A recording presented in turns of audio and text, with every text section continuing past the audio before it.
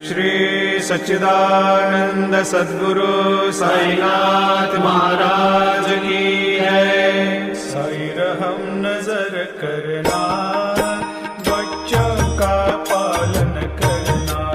साई रहम नजर करना, बच्चों का पालन करना। जाना तुमने जगत पसारा, सब ही झूठ जमाना। पसारा सब ही झूठ जमा।